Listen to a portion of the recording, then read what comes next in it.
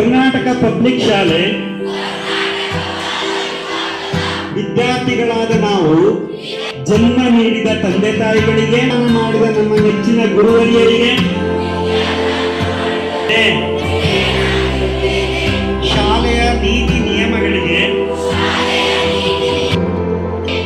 ಹೆಚ್ಚಿಸಲು ಕಟಿಬದ್ಧನಾಗಿರುತ್ತೇನೆ. ಯಾವುದೇ ದುಶ್ಚಟಗಳ ದಾಸರಾಗದೆ ನಮ್ಮ ನಾಡಿನ ದೇಶದ ಸಂಸ್ಕೃತಿಯನ್ನು ಉಳಿಸಿ ಬೆಳೆಸುತ್ತೇವೆ.